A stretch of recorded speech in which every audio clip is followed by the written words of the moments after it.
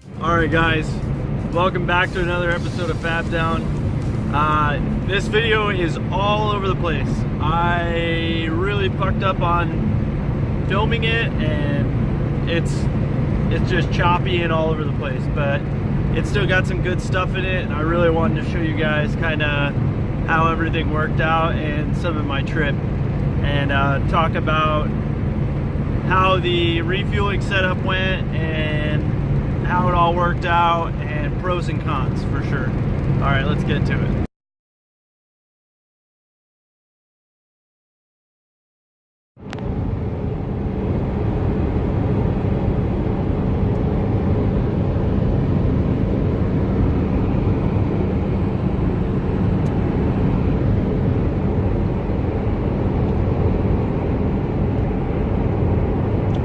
Beautiful way to start the day. All right, guys, so this is a good opportunity to go ahead and show you the refuel operation. We're doing 82 miles an hour. Speed limit's 80.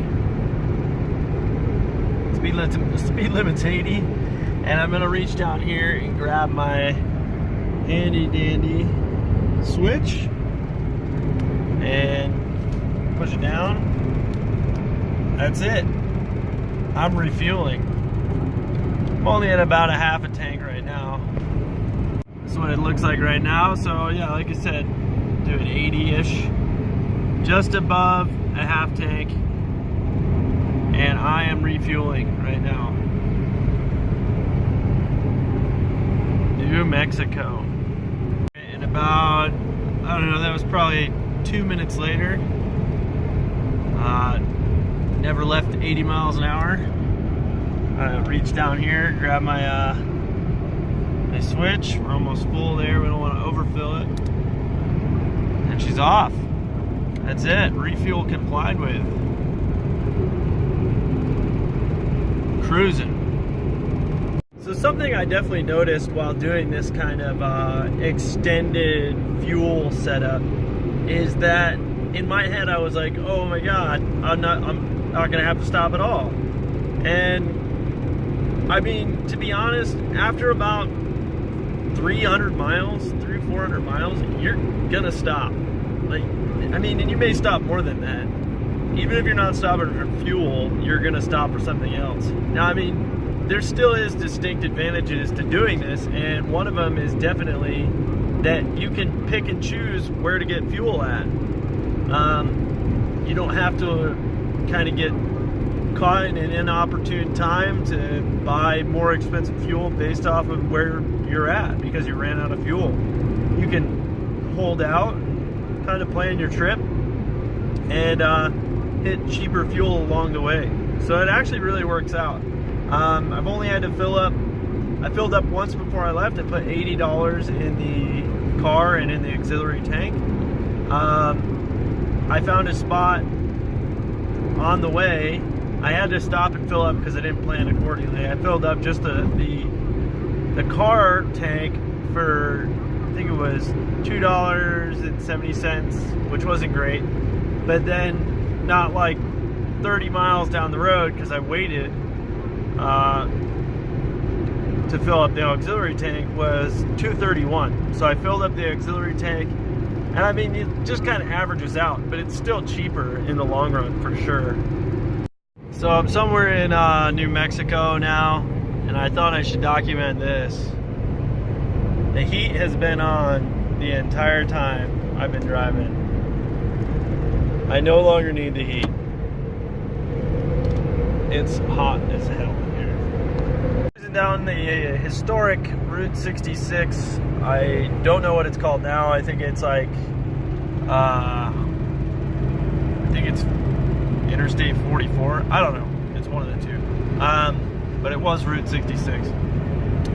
And I had a little bit of like smell coming from the back of the car, and I think I might have developed some minor fuel leak, because I mean, it clears up almost instantly, and it's only when I run the transfer pump.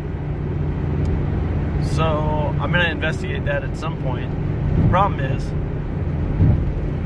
I don't really have to stop for any reason. except me. And I haven't peed in like 12 hours. So I'll probably have to do that here soon. And I think when I do that, I'll investigate the smell of fuel. The other thing I noticed is that when this thing is fully loaded, like filled up to the brim, you can feel it. That extra 170 pounds or whatever hanging off the back of the car, it pulls it around. I don't know if it's because it's so far back off the rear axles or what, but it really pulls it bad. So I was able to identify what was up with that fuel system. Now originally I had this 90 coming from the line in the back to this so that the hose wasn't bent over at an extreme angle. But this 90, it's not going to focus on this, but this thing's trashed. It's got like a crack in it. It's garbage. So I took that out, and the fitting that I had welded in right here, I just ran that hose straight up into it. Now, which kind of, the only thing that really sucks about that is the floor panel now doesn't fit, and I'm gonna get a lot more road noise. So I've sacrificed a pair of sweatpants that I've had for a very long time. Coming in clutch, I'm gonna stuff it in this hole, kind of mitigate some road noise. Still gonna fucking make tons of road noise, and it definitely doesn't seal as well as I had hoped, you know, for an and fitting. I think it would have sealed pretty much perfectly, but again, for whatever reason it wasn't. So that kind of sucks. But the rest of it looks good. The tank's still good. I was probably losing a fair bit of fuel on that. So yeah. Then the tank is also building up a lot of pressure, which I think I'm going to pull that gas cap to see if that helps vent some of that pressure. Because whenever you flip the pump on, you just hear it building pressure, which doesn't make any sense because it should be venting out of the tank. But I don't know. It's fucking weird. I'm gonna go pull that fuel cap real quick. Okay, back on the road. So I'm gonna drive this thing for a while, and then we'll see when I go to add fuel if I get the same fumes. I don't think I will. Now that the gas cap's off and the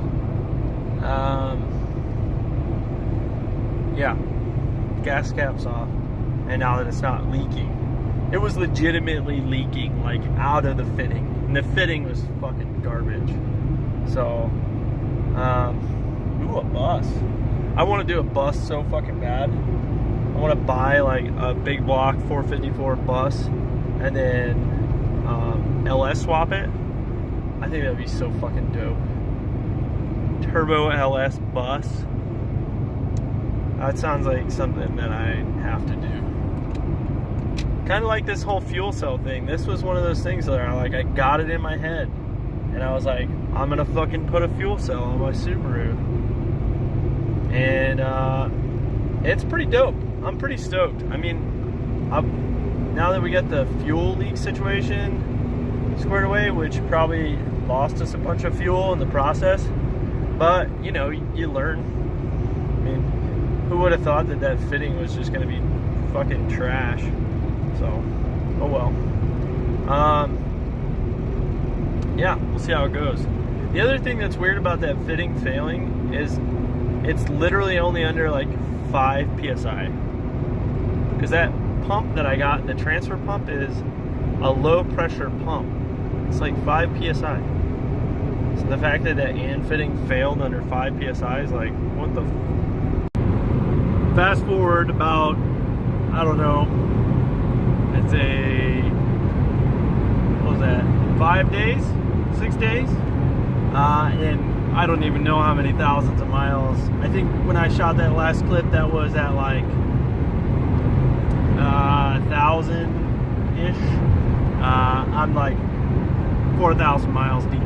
So had a great time with my family. What a great trip, what a great experience. As always, I love road tripping across America. It's if you haven't done it, you need to do it. The final thoughts on the fuel cell, it's pretty badass. It does come with some drawbacks. It affects the handling of the car, and I don't know if you really need to do it, but I'll tell you what, it has been convenient, and I've kind of gotten used to it. I made a decision to kind of go back to not using it for, I don't know, 400 or 500 miles, and I was like, this sucks, having to stop. And I originally was like, well, you know, you wouldn't have to stop that much. If you're stopping every 180, 200 miles, you know, because of the distance between gas stations, especially in the Midwest where it's very spread out, this thing is fucking sweet. The more that I use it, the more that I like it, the more that I'm used to using it. One thing that I did find out though is if you're a little tired and a little out of it and you've been driving a long way and you let that thing run and it overfills that tank, it is not good. This car pitches a fit. It starts stuttering and bucking and doing all kinds of crazy stuff. And I've done it twice since, you know, on the trip here and on the return trip so far. Just get a little lackadaisical and don't flip that switch. So that's definitely something to watch out for. You can overfill it. Removing that gas cap helped tremendously. The tank doesn't build that much pressure and it vents a lot quicker. In this setup, it works out well. That's going to be it for today's video, guys. I went to a really badass place along the way, so stay tuned for that video. I'm going to make it its own video. And as always, thanks for watching. Make sure to subscribe, like, and comment. Tell me what you want to see next. I'm sorry there was not a whole lot of fabrication. Actually, there was zero fabrication in this video. Just me driving across the US. I hope you guys have a great holiday season, and I can't wait to see you guys next time. Bye.